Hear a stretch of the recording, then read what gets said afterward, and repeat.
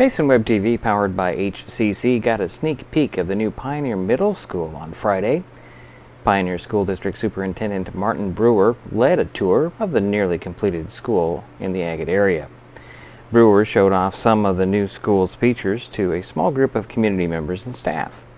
One of those features is better security and the ability to control who enters the 54,000 square foot two-story building. When students arrive in the mornings off of the buses or a parent drop off, they'll come down the sidewalk. They'll be able to enter that set of doors and this set of doors because they'll both be unlocked.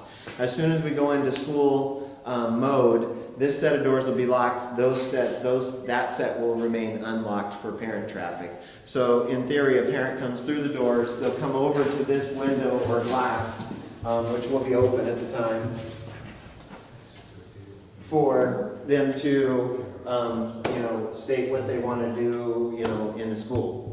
This is, and you got to take a look at it when you walk by, this is bulletproof glass. Unfortunately, we have to plan for those kind of things in today's world, but especially with this individual being the first potential at risk around someone trying to get in with bad intentions, this could give us that split second that we need to go into emergency mode. So they'll state their name, business, etc., and if they're authenticated, this door will be buzzed open for them. Okay, so we have complete controlled access. If we ever get to the point where we want to lock those doors, and just keep everybody on the outside, we can flip a switch and make that set of doors locked.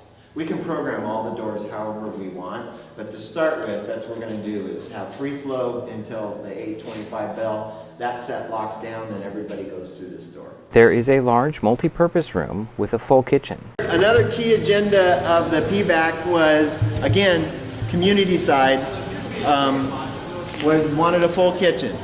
A kitchen that our community could access to, run events. And so this kitchen is considered full, would have full capacity to run a commercial kitchen with the exception of we don't have a fryer. We don't fry things at school. But outside of that, you can do anything else in this kitchen. At the heart of the new school are hallways that honor the district's past. So here you see each of the halls named after one of the schoolhouses that consolidated to make our district. And right here, you'll have a Grant Hall mural that will span most of this entire wall. You'll have an Oakland Bay mural on that wall. You'll have the Harstein mural on the wall just behind you, and the Agate mural will be on this wall right here. And so you'll be able to stand here and just be engulfed with like Mason County. And I love it because our kids will be able to learn our history without even teaching it to them, right? They're going to know the four halls of our school the first day of school. And then, therefore, they'll know a little bit about our history. The superintendent also walked the group through numerous classrooms, including the new science classrooms. These are epoxy countertops, acid resistant, chemical resistant. You can do what you will with these countertops. Also, the sinks are epoxy, so you can put all the chemicals and so forth down the sink. Underneath, you have these lime boxes that kind of decommission the acids and so forth as they go down the sink. Or they don't they absolutely decommission. You've got gas to each of your workstations all the way around. You've got the emergency equipment behind Matt there, necessary. The teacher has the demonstration table up there, just phenomenal. The new school will have an updated gymnasium, a larger library, an improved music room. This room is fascinating. It's got 4 layers of sheetrock, a wall, and 4 more layers of sheetrock. So we're going to close the doors and we're going to blare away at the horns and everything else. And chances are it's going to be very mute outside this room. So it's very much soundproof, but nice music room. You got some storage here. You got the back door to the stage and also storage for programs and performances. But beautiful spot to put, our music program. We hired this year our first full-time music teacher with the emphasis in the area of band for this school, and a full-time music teacher at the elementary school.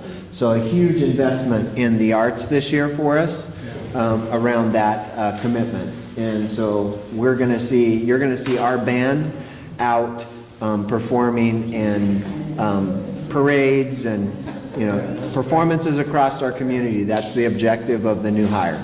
And a life skills classroom for disabled, handicapped, and other high-demand, high-need students. This is a room designed exactly for their needs. You have all the life skill, you know, kitchen items over here. They got dishwashers, stoves.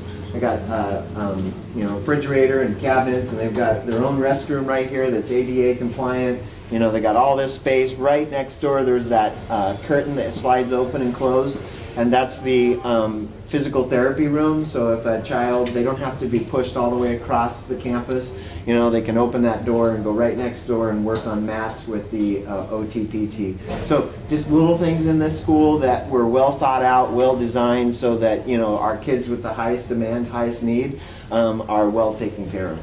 The school was designed to utilize as much natural light as possible and will be set up for emergencies. This room right here is alternate power source. So we're going to have a generator that sits out here, and in case there's ever a community emergency, we'll be able to fire up an alternate power source, because all the wiring components are in here, to flip a switch to run lights, to run some cooking devices, to run communications, to run hot showers, you know, all of those pieces. You hear the stories about them, I think it's the mid-90s, I wasn't here yet, where we had no power for a couple of weeks. This is the place. You know, we'll be able to power up not the entire school, but, you know, all of the key functions on the upper level here, so that we can be that site where folks can come for warm cots and, you know, warm meals, and be able to call family. At the time of the tour, Brewer said the middle school is about 90% complete, and the expansion of the Pioneer Primary School is about 85% complete. But he also stated the schools will be ready for students by September 13th. Sometime next week, we'll be moving our teachers' boxes in and allow them to start setting up, preparing for school. The first night will be open to the public. Will be September 12th, and that will be 5 to 6:30, back to school night for our parents and students to come in. And then we'll officially open our doors on September 13th, start school, and go from there. Again, working around us until approximately the end of October, when we plan to do the dedication, November 4th. Construction will continue for about a month after school starts. This work includes fill and grading around the new school. In a lot of schools, you'll build a school, and then you'll stay in the existing school until that school's done, and then you transition across, you tear down the old school. We couldn't do that here. To get our systems in place, we had to tear down an old school, you know, and get our new school ready for kids coming back in the fall. So it's really been a, you know, quite a timeline to, you know, to plan it all out so that, you know, we can start in the fall. Reporting for Mason Web TV, powered by HCC, I'm Dietrich Allen.